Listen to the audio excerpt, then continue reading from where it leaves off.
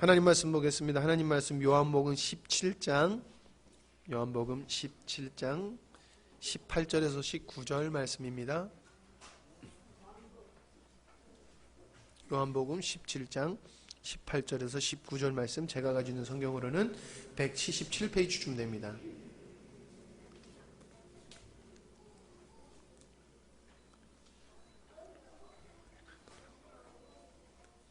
요한복음 17장 18절에서 19절 말씀입니다.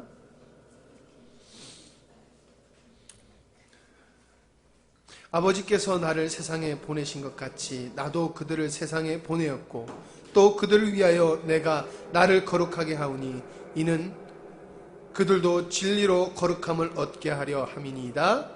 아멘. 이 시간 성가대 제목은 보내심을 받은 성도, 보내심을 받은 자입니다. 지난주에 우리에게 주셨던 말씀은 하나님이 창세전에 예비한 자를 선택하시고 그를 부르셔서 그를 하나님의 자녀로 삼으시고 하나님의 자녀된 영광된 자리에서 하나님을 온 마음 다하여 사랑하고 하나님을 사랑하는 마음이 있기에 하나님을 향하여 온전히 헌신케 하시는 것이 하나님의 일하심이다 하는 말씀을 드렸습니다. 제가 인생을 살면서 깨닫는 게 그거예요. 행복은 환경에 있는 게 아니더라고요. 내가 사랑하는 사람에게 인정받고 사랑받고 있다라고 하면 행복합니다. 모든 것이 있어도요, 나가 사랑을 받지 못하면 행복하지 못해요. 근데 내가 사랑을 받는다라고 하면 행복해요. 근데 누구의 사랑을 받느냐 하는 게 중요한 거지요.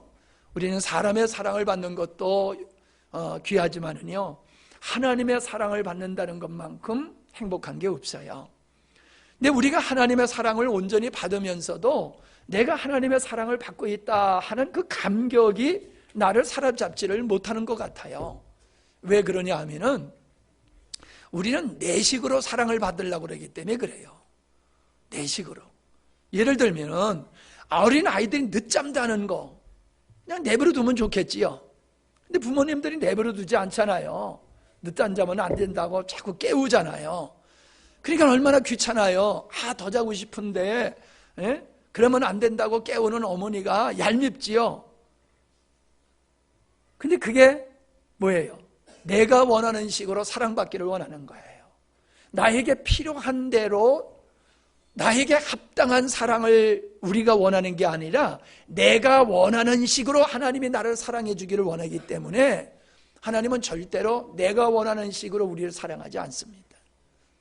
하나님께서 우리에게 합당한 길과 방법으로 우리를 사랑하십니다. 아멘? 옆에 사람한테 한번 얘기하세요. 하나님은 어떻게 사랑하신다? 옆에 사람한테. 하나님은 우리에게 합당한 방법으로 우리를 사랑하시지 우리가 원하는 대로 우리를 사랑하지 않으세요. 여러분, 우리가 원하는 대로 하나님이 해주시면 우리 인생 망합니다. 일 안 하고 먹고 살고 싶죠? 그죠? 일 안 한 대로 먹고 살면 인생 편할 것 같지요? 망하는 거예요. 우리가 일하고 땀 흘리기 때문에 건강하지요. 일 안 하고 맨날 먹고만 놀아보세요. 성인병 걸려서 일찍 죽을 거예요. 그래도 일이나 하니까는 이만하지요. 먹고 놀기만 하면요, 우리 금방 망가집니다. 마음이 무너지고 몸도 무너지고 금방 무너져요. 사람이 배부르고 등 땄을 때에 하나님을 떠났던 것은 이스라엘 백성들의 삶을 통해서 우리는 이미 알고 있어요. 그래서 하나님께서 이스라엘 백성을 향해서 그러셨잖아요. 너희가 내가 약속한 가나안 땅에 들어가서 배부르고 등 따스우면 너희들 나 잊어버리게 될 거야. 우리는 그렇게 생각 안 했지요. 우리는 먹고 사는 게 너무 힘들어서 하나님 말씀대로 못 산다, 주님 잊어버린다 이렇게 생각하지요. 아니에요. 하나님은 그렇게 말씀 안 하세요. 도리어 너희들이 배부르고 등 따스우면 반드시 너희들은 나를 잊어버리게 돼 있어. 잊어버리게 돼 있어. 그렇게 말씀하고 있어요. 그러니까 하나님께서 우리를 부하게도 하고 가난하게도 하시고 고난과 역경에 처하게도 하시는 이유는 어디 있느냐? 우리의 필요를 따라서 우리를 사랑하신다. 아멘? 하나님은 우리의 필요를 따라서 합당한 방법으로 우리를 사랑하신다는 거예요. 근데 우리는 그걸 받아들이질 못해요. 끝까지 우리는 하나님 보고 내가 원하는 식으로 하나님 나를 좀 사랑해 주세요. 내가 원하는 대로 나를 축복해 주세요. 그게 우리가 고집부리고 있는 거예요. 아무리 고집부렸자 소용없어요. 하나님은 절대로 당신의 선하신 뜻을 꺾고 우리가 원하는 잘못된 길로 우리를 대우하시는 분이 아니시다라고 하는 거예요. 아무리 아이들이 때를 써도 잘못된 것을 구하면은 안 들어주지요. 아멘? 똑같아요. 하나님도 잘못된 방법을 우리가 하나님 앞에 요구한다고 하나님 들어주시지 않아요. 절대로 들어주시지 않아요. 주님의 바른 길로 바른 방법대로 우리를 인도하신다는 거예요. 여러분, 성숙한 사람의 특징이 뭐냐 하면은 은혜를 알 줄 아는 사람이 돼요. 나이가 적어도 성숙한 사람은 은혜를 알 줄 알고요. 나이를 많이 먹어도요, 성숙하지 못한 사람은요, 은혜를 모르고 감사할 줄을 몰라요. 나는 나이가 먹어도 욕심 부리는 사람들, 돈 몇 푼 가지고 바들바들 떨고 치사하게 노는 사람들 보면요, 불쌍해요. 야, 저 인생을 어떻게 저렇게 사나, 그런 생각이 들어요. 여러분, 성숙한 사람은요, 어린 아이들일지라도 감사할 줄 알아요. 감사할 줄. 고난과 역경 속에서도 감사할 줄 알아요. 은혜를 알아요. 이게 성숙을 판단하는 잣대가 되는 거예요. 믿음의 성숙은 다른 데 있는 게 아닙니다. 믿음의 성숙은요, 믿음이 어렸을 때는 하나님의 사랑을 받아도 몰라요. 근데 믿음이 성숙해면요, 하나님이 나를 얼마나 사랑하는지를 알아요. 얼마나 사랑하는 줄. 비록 실패 속에서도, 질병 가운데서도, 고난과 역경 속에서도 하나님 감사합니다 라는 말이 나와요. 왜요? 고난 속에도 하나님의 은혜가 있어요. 제가요, 이번에 참 사모님하고 어딜 가면서요, 추운데 나무는 안 얼어 죽더라고요. 아니, 다른 건 다 얼어 죽는데 나무에도 물이 들어가 있잖아요. 물. 겨울나무도 배 보세요. 그럼 물이 나오잖아요. 그러면은 여기야 좀 뭐 적당하니까 그렇지만 저 시베리아 같은 데는 얼마나 40도까지, 영하 40도까지 내려가잖아요. 마이너스 40도까지. 그런데도 거기 나무가 안 얼어 죽어요. 나무가 자라요. 그런 엄청난 엄동설화에서도 나무가 자라요. 희한하잖아요. 예, 그래요. 우리의 삶 속에서요, 아무리 고난과 역경이 있다 할지라도 그 고난과 역경 속에서도 하나님의 은혜가 있음을 성숙한 사람은 압니다. 성숙한 사람은 그걸 알아요. 근데 성숙하지 못한 사람은 풍성한 가운데서도 그걸 몰라요. 내가 인생을 살면서요, 좋은 아내하고 살면서 모르는 사람이 있어. 예? 좋은 아빠하고 살면서 은혜를 모르는 사람이 있어. 내가 부모님이 얼마나 귀한 분인지 옆에서 객관적으로 보면 정말로 부러움을 살 수 있는 그런 부모님인데도 고마울 줄 모르고 감사할 줄 모르는 아이들이 있어요. 믿음의 성숙은요, 내가 받은 바 은혜를, 인격의 성숙은 내 주변의 사람이 얼마나 귀한지를 아는 사람이에요. 이런 사람의 인생이 행복하고 하나님께서 보실 때에 정말로 기뻐하실 수 있는 삶이 될 줄로 믿습니다. 예. 그래서 우리가 지난주에 드렸던 말씀이 그거예요. 하나님의 사랑을 내가 얼마나 한 몸에 받는 자냐. 하나님의 사랑을 세상 모든 것보다도 바꿀 수 없는 사랑으로 나를 사랑하시는 분이다. 우주 만물과 나하고 바꾸려고 그러면 하나님은 안 바꾸신다는 거예요. 그렇게 하나님은 우리를 사랑하시는 분이니까, 그러니까 어때요? 우리가 얼마나 존귀한 자입니까? 세상과 바꿀 수 없는 그런 하나님 앞에서의 사랑의 대상, 소중한 자니까 내가 얼마나 소중한 줄 알아요? 여러분, 그래서 우리의 자신을 우리가 소중하게 여겨야 돼요. 귀하게 여겨야 돼요. 내가 지난번에도 말씀드렸지만 사람들이 자기를 무시하면 굉장히 기분 나빠해요. 나 무시했다고. 근데 자기는 자기를 또 무시를 해요. 내가 뭐 이상하게 생겼느니 자기 외모를 가지고 불만불평하고 자기 어떠함에 자기 마음에 안 드는 걸 가지고 자기를 불만불평해요. 다른 사람이 그걸 얘기하면 노발대말 하면서요. 여러분, 우리는 하나님 앞에서 내가 얼마나 사랑받는 존재인가를 알게 되면은 행복할 줄로 믿습니다. 자존감이 높아지는 줄로 믿습니다. 세상적인 자존감이 아니에요. 그래서 우리는 어떤 경우 속에서도 감사하고 하나님을 사랑하며 하나님 앞에 헌신하며 살아가게 되는 줄로 믿습니다. 자, 그게 지난주에 드렸던 말씀이에요. 자, 오늘 말씀 보내심을 받은 자, 마태복음 28장 우리가 잘 아는 말씀이지요. 예수께서 나와 말씀하여 이르시되 하늘과 땅의 모든 권세를 내게 주셨으니 그러므로 너희는 가서 모든 족속으로 제자를 삼아 아버지와 아들과 성령의 이름으로 세례를 주고 내가 너희에게 분부한 모든 것을 가르쳐 지키게 하라. 보라, 볼지어다 내가 세상 끝날까지 너희와 항상 함께 있으리라. 자, 처음 듣는 얘기예요? 수없이 듣는 얘기지요? 네, 수없이 듣는 얘기예요. 근데 중요한 게 이거예요. 여러분은 얼마나 많은 사람을 제자로 삼고 있느냐? 여러분이 다른 사람을 제자로 삼는 일을 하지 않고 있다면 이 말씀과 상관없는 거예요. 이 말씀과 상관없는 거예요. 더 나아가서는 뭐라고 그랬어요? 가르쳐 지키게 하라. 내가 너희에게 가르쳐 준 것을 너희들도 그들에게 가르쳐 주고, 가르치는 걸 끝나는 게 아니야. 그대로 행하도록 하라. 이게 보냄을 받은 제자들이 해야 할 일이었다는 거예요. 여러분, 세상에 보냄을 받은 사람은 제자들만이 아니에요.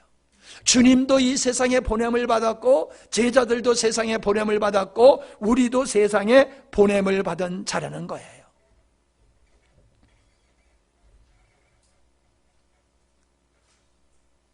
내가 세상 끝날까지 너희와 항상 함께 있겠다. 이게 뭐예요?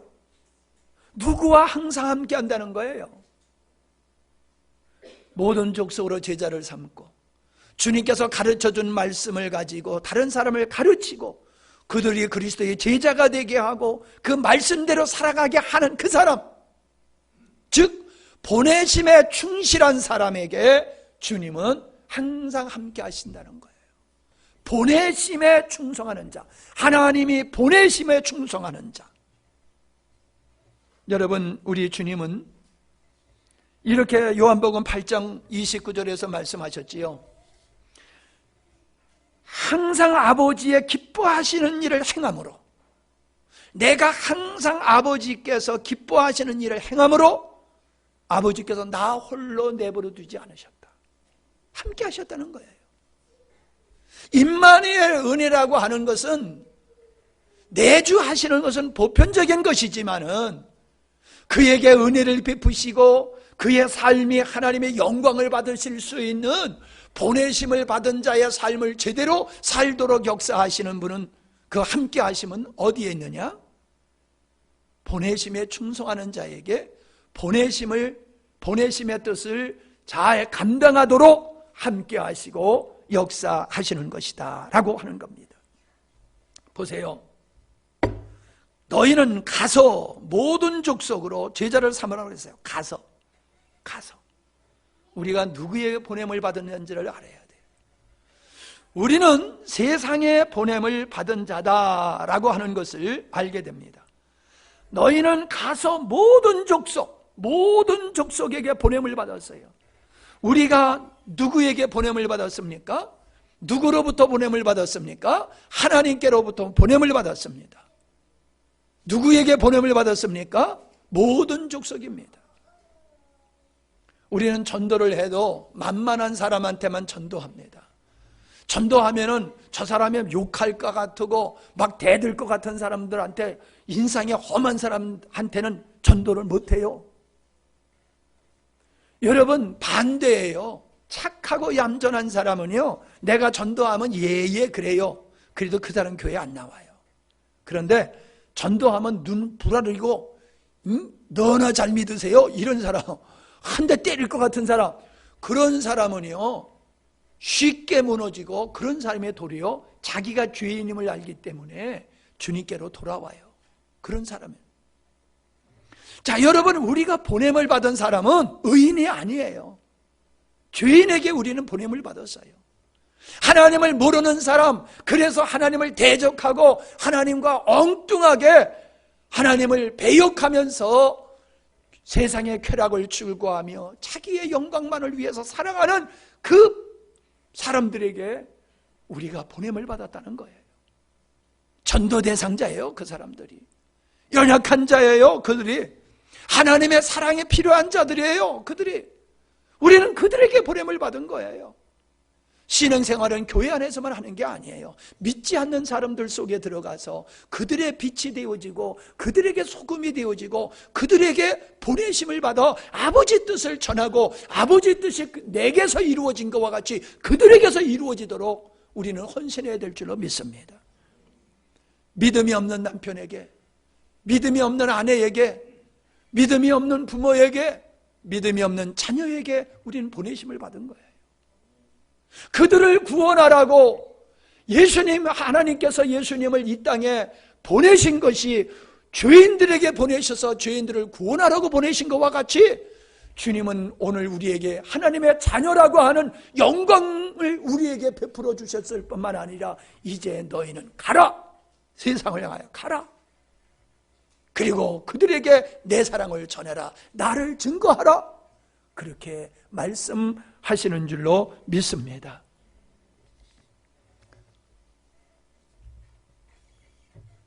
히브리서 3장 1절의 말씀에 보면은 함께 하늘에 부르심을 받은 거룩한 형제들아, 우리가 믿음의 도리의 사도이시며 대제사장이신 예수를 깊이 생각하라 라고 말씀하고 있습니다. 예수님을 사도라고 말씀하셨어요. 사도라고 하는 말의 뜻은 보냄을 받은 자라는 거거든요. 사도는 예수님과 3년 동안을 동고동락해 하고 그 예수님이 그들 중에서 제자로 삼았던 자들을 세상에 보냄을 받은 자들을 가리켜서 사도라고 그랬어요. 예수님을 사도래, 하나님의 사도. 똑같아요. 예수님은 영원 전서부터 하나님과 함께 계셨던 분이고 하나님을 너무나도 잘 아는 분이에요.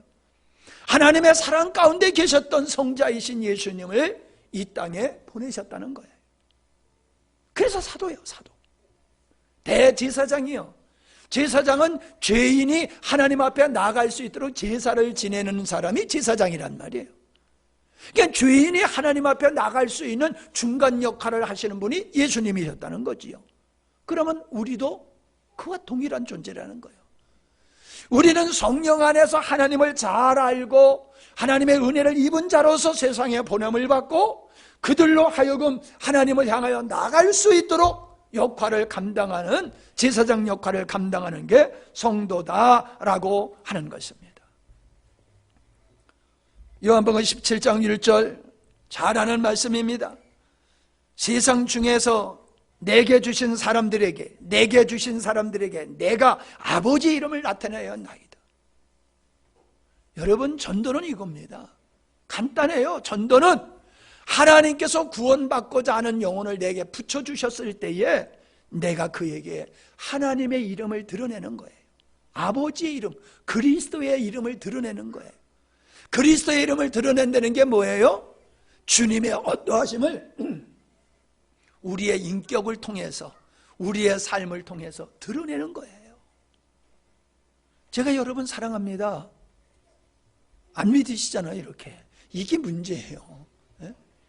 제가 여러분 사랑해요. 손가락을 칼로 베면서까지 하지도 않을 짓을 막 하잖아요. 사랑하니까 그런 짓을 하는 거예요. 아니, 그거 보고도 제가 여러분 사랑한다는 거 몰라요? 아이, 괜히 했네, 그거. 알아주지도 않는 거. 근데 사랑은 안 알아줘도 하는 게 사랑이요. 알아줘야지만 하는 게 아니에요. 사랑은 안 알아줘도 할 수밖에 없어. 하고 싶어. 언제 여러분이 저한테 목사님 좀 주방에 따뜻한 물 좀 펑펑 나오게 해주세요, 소원입니다, 그런 적 있어요? 한 번도 없어요. 차가운 물로 하면서도 감지덕지로 하셨지. 근데 내가 여러분을 사랑하니까는 차가운 물로 하는 게 보니까 너무 마음이 아파. 안 알아줘도 그냥 하고 싶은 거예요. 하고 싶은 마음이 막 생겨가지고 고물상에 갔더니 아니 버렸더라고. 뭐 물통을, 멀쩡한 물통을.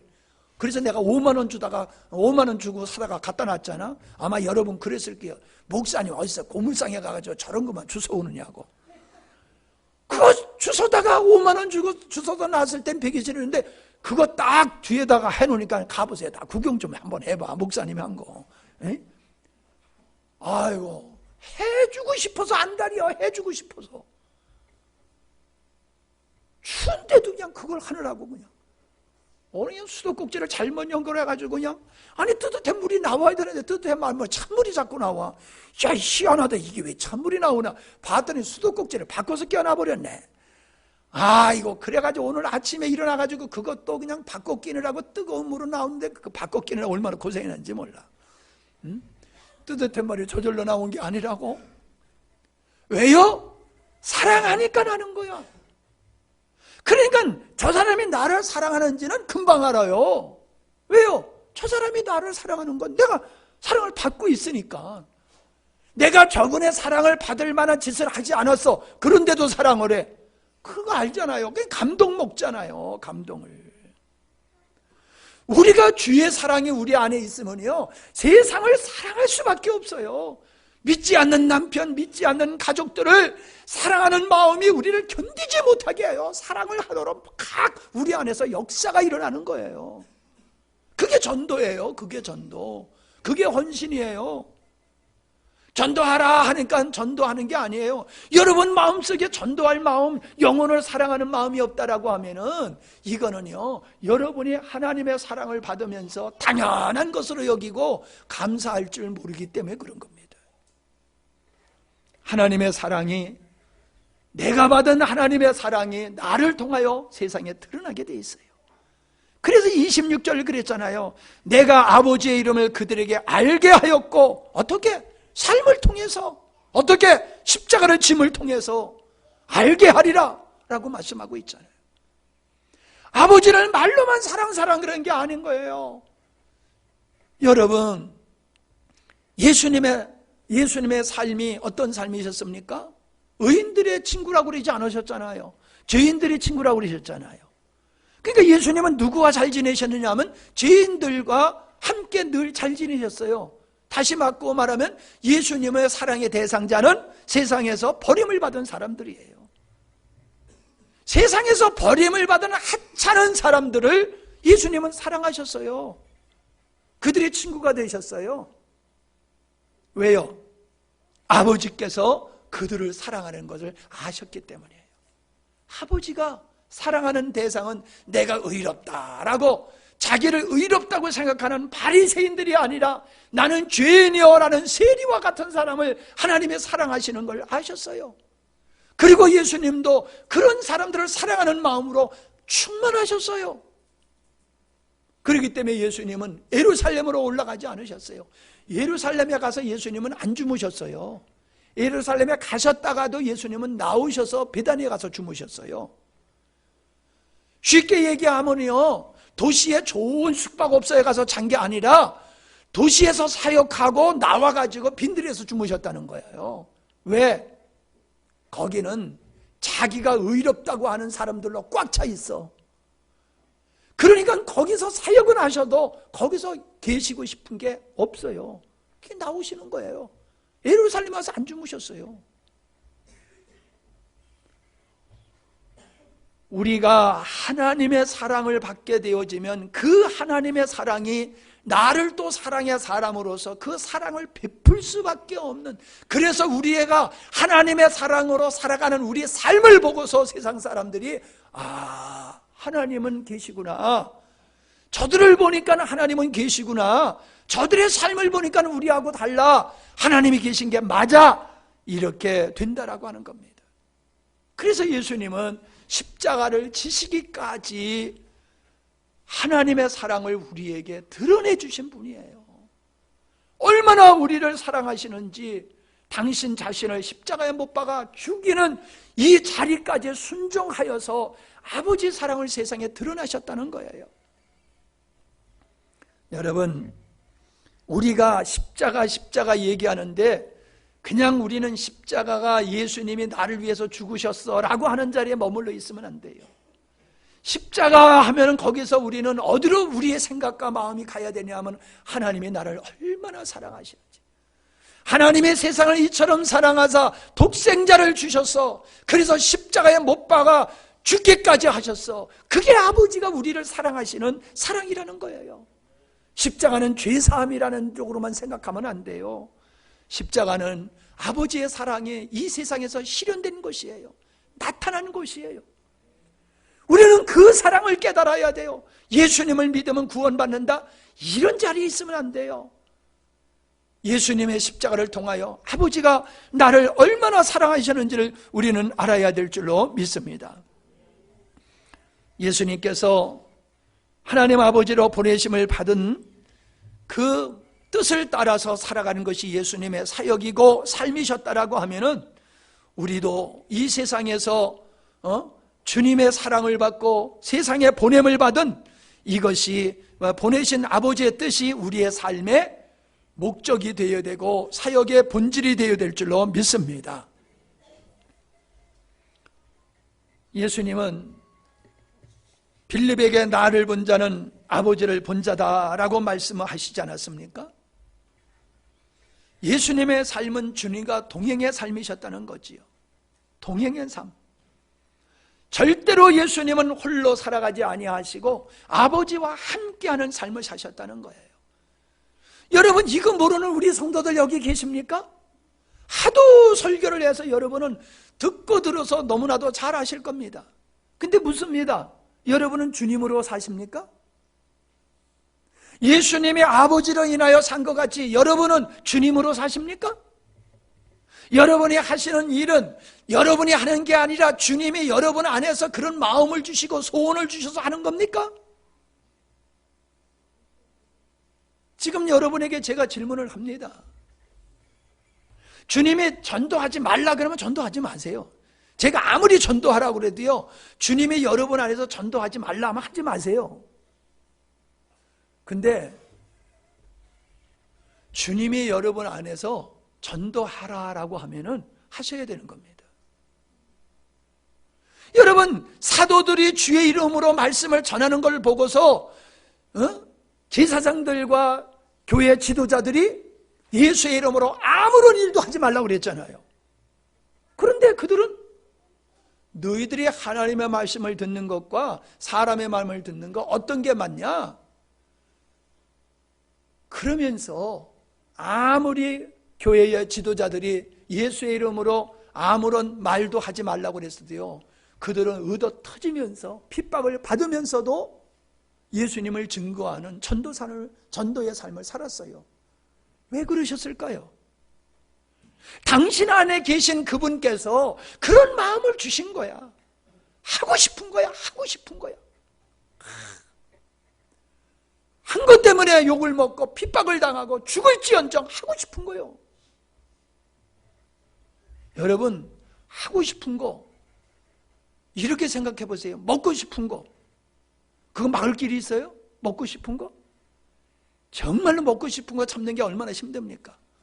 먹었으니까 배출을 해야지요. 배출을 하고자 하는 거 참을 수 있어요? 생리적으로 그거는 배설을 해야 되잖아요. 먹고 싶고 배설하는 거는 생리적인 현상이에요. 마찬가지예요. 생명 되신 주님이 우리 안에서 계실 때에 우리는 그분에 의해서 주님이 기뻐하는 일을 할 수밖에 없는 거예요. 예수님이 그렇게 하신 거예요. 내가 아버지를 이루어 살았다. 내가 하는 일은 내가 한 게 아니야. 아버지가 내 안에서 하시고 아버지의 마음을 내 마음에 부으셔서 나는 아버지가 원하는 걸 나는 해야 되는데 아버지가 원하는 게 십자가를 지는 거야. 십자가를 지는 게 얼마나 고통스러운지 주님도 아셨어요. 그래서 할 수만 있으면 이 잔을 내게서 옮기시옵소서라고 말했잖아요. 그럼에도 불구하고 주님은 십자가의 길을 가셨고 십자가를 지는 순종을 하셨어요. 왜? 주님의 마음속에 아버지께서 그런 마음을 주셨기 때문인 줄로 믿습니다. 성경을 아는 게 중요한 게 아니에요. 정상적인 사람은 성경을 많이 아는 데 있는 게 아니라 성경대로 그 마음속에 주의 영이 강력하게 일하고 역사하심에 있는 거예요. 역사하심에 있는 거예요. 다음 달쯤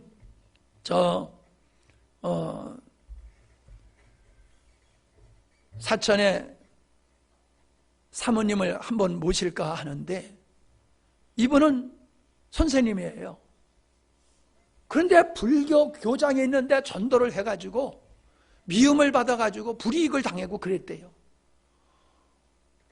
같이 예수님을 믿는 선생들이 있는데 다른 사람은 전도 안 하는데 이분만 전도하니까는 학생들이 전도 안 하는 선생님 보고 선생님도 교회 다니시죠? 그래. 근데 왜 전도 안 해요? 아무개 선생님은 전도하는데 왜 선생님은 전도 안 해요? 그러니까 쪽팔리잖아. 그러니까 와서 그냥 그런데요. 그거 전도는 교회에서나 하지 왜 학교 와서 전도하느냐고. 아니 교회에서 전도할 사람이 어디 있어요? 다 예수 믿는 사람인데. 안 믿는 사람 속에 가서 전도해야죠. 예, 나중에는 그분들이 고맙다고 인사를 하더래요.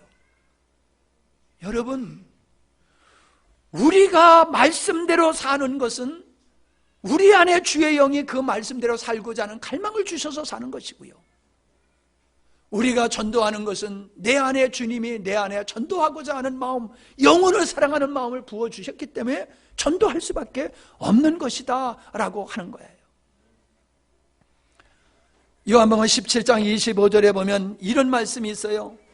의로우신 아버지여, 세상의 아버지를 알지 못하였어도 나는 아버지를 알았사옵나이다. 세상은 아버지를 몰라요. 그러나 나는 아버지를 안다는 거예요. 왜? 아들이신 예수님은 영원전부터 하나님 아버지와 함께 계셨기 때문에 예수님은 아버지를 안다는 거예요. 근데 27절에 마태복음 11장 27절에 보면 이런 말씀이 있어요. 아버지 외에는 아들을 아는 자가 없다. 반대로 얘기를 해요. 아버지 외에는 아들을 안 자가 없다. 아들과 또 아들의 소원대로 계시를 받은 자 외에는 아버지를 아는 자가 없다.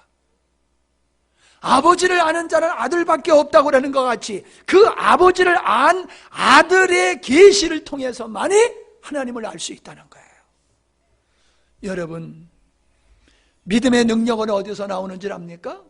하나님을 아는 데서 능력이 나오는 거예요. 하나님을 아는 데서. 믿음의 분량은 하나님을 아는 분량이 믿음의 분량. 순종의 분량, 믿음의 삶의 분량은 하나님을 아는 분량만큼 우리는 살아내게 되어 있는 겁니다.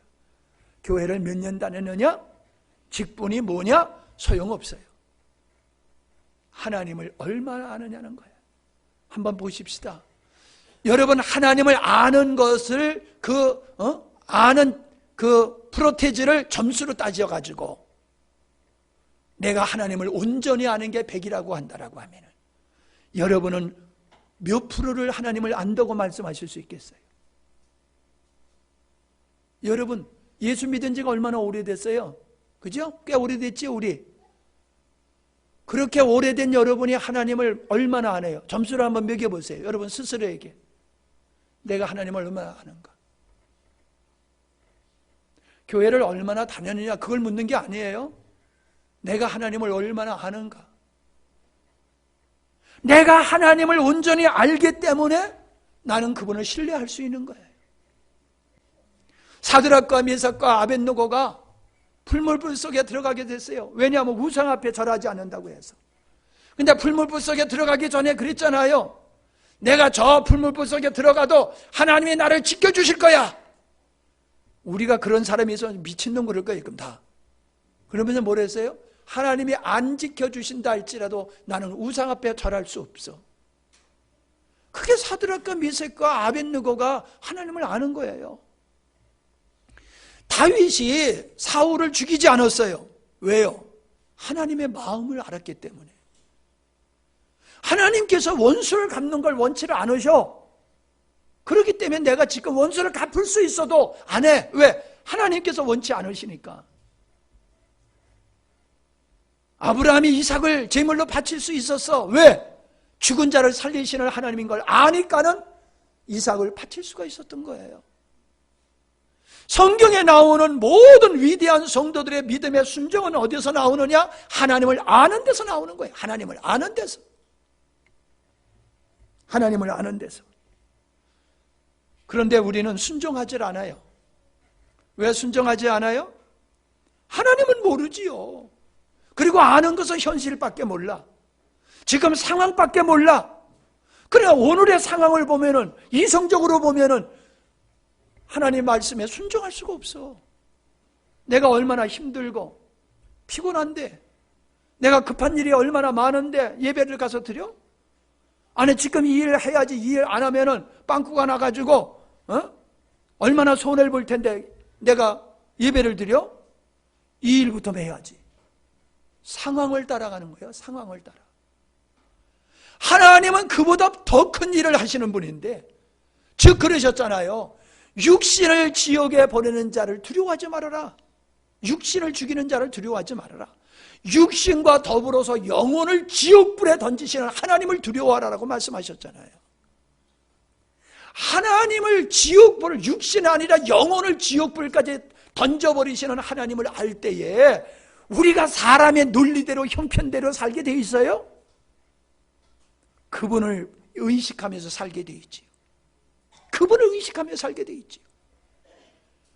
여러분 믿음 있는 척하지 마세요. 왜 여러분 불순종을 합니까? 왜 온전히 순종을 못합니까? 여러분은 하나님을 아는 게 조금밖에 안 돼요. 그러니까 온전히 순종을 못하는 거예요. 온전히 순종을 하는 사람은 자기 삶이 거꾸로 가도 순종해요. 왜? 하나님은 반드시 선한 분이시기 때문에 고난 속에서도 의가 있고 반드시 하나님은 당신의 뜻을 나의 삶을 통해서 이루신다. 내가 순종해서 고난을 당하고 핍박을 당하는 건 맞아. 당연한 거야. 육체적으로 손해를 보고 경제적으로 손해보는 거 당연한 거야. 나는 믿음의 생활은 손해 안 보는 데 있는 게 아니라 하나님을 기쁘게 하는 데 있다는 거예요. 아멘? 하나님을 기쁘게 하는 데 우리의 삶의 목적이 있지 돈 번에 버는 데 목적이 있는 게 아니란 말이에요.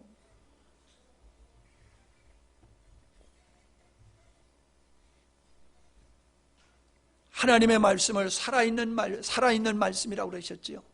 그래서 좌우의 날섬검과 같고 혼과 골수까지 찔러 쪼개는 능력이 있는 말씀이라고 그랬지요. 하나님의 말씀이. 그 말씀을 바꿔서 얘기하면 뭐예요? 하나님의 말씀은 살아있기 때문에 하나님의 살아있는 말씀을 받은 자는 변화된다는 거예요. 새로워진다는 거예요. 근데 왜 안 변해요? 왜 안 변해요? 지식으로 남아있는 거예요. 하나님의 말씀이 지식. 모태 적부터 지식으로만 듣고 있지 그 지식의 말씀이 아니라 계시된 말씀이어야지 그 말씀이 나에게 살아있는 말씀이 되어서 나로 하여금 그 말씀에 매여서 순종하며 살게 하는데 지식으로만 알고요. 모태 적부터는 지식으로만. 그러니까 말씀대로 살 수가 없고 말씀의 능력이 나타나질 않는 거예요. 여러분 말씀, 살아있는 말씀 앞에 성경에 보세요. 예? 엘리야 죽었던 자의 뼈에 죽은 엘리사 뼈에 죽은 자가 가서 다니까 살아나는 역사가 있었잖아요. 죽은 자 하나님의 사람이 죽었어. 근데 죽은 뼈에 죽은 사람이 갖다 다니까 살아난 역사가 있었잖아요. 이게 뭘 얘기하고 있는 겁니까? 생명이신 하나님을 만나는 사람은 변화된다는 거예요. 살아계신 하나님을 만나는 반드시 변화된다는 거예요. 살아계신 하나님 말씀 앞에는 변화되지 않을 사람이 없다는 거예요. 누구든지 다 변화된다는 거예요. 근데 왜 안 변화돼요? 그에게 그 말씀은 지식이지 살아있는 말씀이 아니기 때문에 안 변화되는 거예요. 목사님이 설교를 시원찮게 하니까는 변화가 안 되는 거예요. 천만의 말씀이에요. 목회자가 생명의 가운데 있고 자기가 생명된 말씀을 전해야 되는 건 맞아요. 생명 가운데 있고 하나님의 말씀이 내게 살아있는 생명의 말씀으로 전해야지 지식으로 전하는 게 아니라. 그런데도 안 변화되는 사람이 있어요. 그 사람은 하나님의 말씀을 지식으로 이론으로 교훈으로 듣기 때문에 그래요. 하나님의 말씀은 살아있는 말씀이에요. 그렇기 때문에 그 말씀 앞에는 변화되지 않을 사람이 없어요. 변화되지 않을 사람이 없어요. 예수 믿고 여러분 얼마나 변화되셨습니까? 변화되셨지요. 그런데 나무가 자라도요, 1년이 자라도 나무가 쑥쑥 자라요. 보이지 않게 자라도 나무가 1년이면 얼마나 많이 자랍니까? 오늘 우리의 믿음이 나무만큼 안 자라면 되겠어요? 나무도 저렇게 자라는데, 우리의 믿음이 예수 믿은 지 얼마나 되고 세례 받은 지가 얼만데 주일 하나 제대로 못 지키냐 말이에요. 주일 하나. 집사가 돼가지고 어떻게 주일을 제대로 못 지키는 믿음의 자리에서 아직도 벗어나지 못하고 허우적거리고 있냐 말이에요. 부끄럽지 않으세요? 부끄럽지 않는 게 그게 그의 믿음의 수준이에요. 그게 부끄러워야 당연한 거거든요. 근데 부끄러운 짓을 하면서도 부끄러울 줄 몰라. 그게 애지요. 애가 똥 싸고 부끄러워합니까? 똥자리를 차고 다녀도 부끄러워합니까? 애니까 모르잖아요. 어른이 조그만 실수해서 옷에 젖어보세요. 냄새가 나오세요. 차 탔는데 애들이 그러더라고. 할아버지 왜 자꾸 똥냄새가 나? 그래서 야, 나 똥 안 쌌는데 웬 똥냄새 나냐? 근데 똥냄새가 가만히 보니까 나더라고. 이게 웬 똥냄새야? 그랬더니 내 발에 똥이 묻어버렸어. 닭똥이 묻어버렸어. 닭장에 들어갔다 나와가지고 그걸 모르고 차에 탔더니 꾸리꾸리 하는 냄새가 계속 나는 거예요. 아이는 부끄러운 짓을 해도 몰라요.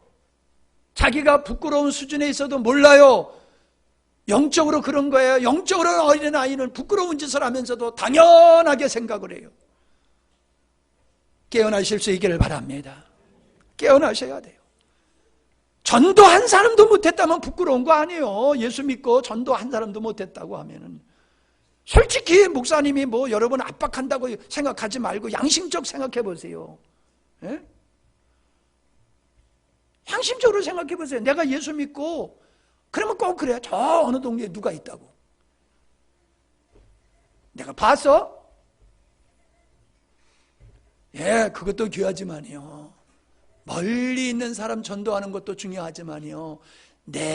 그런 사람을 전도할 수 있으면 내 주변의 사람도 내가 전도할 수 있는 거예요.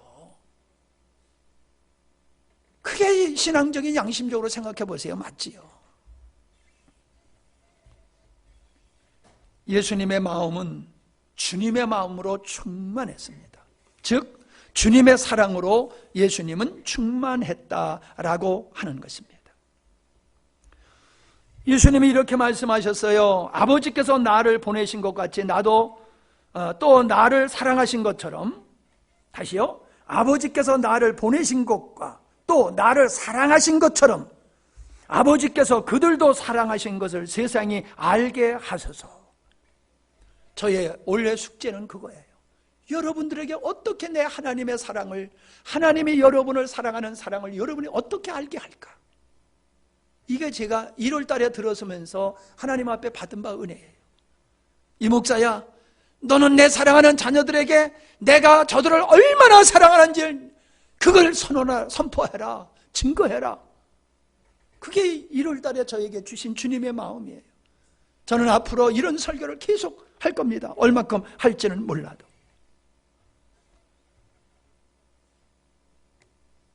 예수님의 마음에는 아버지가 나를 사랑하는 마음으로 충만했고, 아버지가 저들을, 죄인들을 사랑하는 마음으로 충만했어요. 여러분의 마음속에 부모님이 돌아가셔도 여러분의 마음속에 남아있는 게 있어요. 아버지 사랑, 어머니 사랑이잖아요. 아버지 사랑, 어머니 사랑이 지나간 사건이지만 여전히 내 마음속에 남아있잖아요. 김유승 권사님 연세가 지금 많아도 마음속에 옛날에 어머니 사랑이 그냥 있지요. 그지요? 우리 어르신들, 연세 드신 분들, 아이고 이제 나 늙었으니까 내 마음속에 엄마 아버지 사랑 없어졌어, 그래요? 이 양반들 꿀먹은 벙어리가 돼버렸네 그냥. 에? 여전히 남아있잖아요. 연세가 많으셔도 70, 80, 90이 돼도 엄마 사랑이 내 마음속에 남아있잖아요. 그걸 나를 감동시키잖아요. 그 돌아가신 어머니만 생각만 사랑해도 가슴이 찡해잖아요. 그렇게 아버지가 나를 사랑했는데 내가 그냥 자식 노릇 못한 게 너무 찡하고 아프잖아요. 하나님의 사랑이 우리에게 그렇게 충만해야 돼요. 아버지가 나를 얼마나 사랑하셨는데, 아버지가 나를 얼마나 사랑하셨는데, 이것만 알면 되는 거예요. 이것만 알면 되는 거예요. 능력은 지식에서 나오는 게 아니에요. 능력은 하나님의 사랑에서 나오는 걸 믿으시기를 바랍니다. 그래서 하나님의 나라는 하나님의 사랑이 실현되는 걸 통하여 하나님의 나라가 교회가 세워지는 거예요. 하나님의 사람으로 온전케 되어지는 그 사람의 상태가 어떤 상태냐? 아버지 사랑으로 꼭 차는 거예요. 아버지 사랑으로 꼭 차는 거예요. 그게 믿음의 완성이에요. 그게 믿음의 완성이에요. 믿음이 좋다고 당신 믿음이 왜 좋아? 내 성경을 많이 알고 있어. 그걸 가지고 믿음 좋다고 말할 수 없어요. 사역을 잘한다고 믿음이 좋다고 말해서는 안 돼요. 믿음이 좋은 거, 내가 온전하여 진 거는 뭐예요? 내가 아버지의 사랑을 받은 자로서 나도 아버지와 같이 그렇게 사랑의 사람이 되었노라. 할렐루야. 사랑에 충만한 여러분 되시기를 바랍니다. 지식은 생명이 없어요. 그래서 지식을 통하여 내면의 변화가 없는 거지요. 각박한 세상 속에 필요한 게 뭡니까? 주님의 사랑을 세상에 나타내는 것입니다. 그러기 위해서는 내가 먼저 주님의 사랑으로 충만하여야 될 줄로 믿습니다. 우리 찬송가 2장을 오늘은 부르겠어요. 543장. 예수도 알기 원함은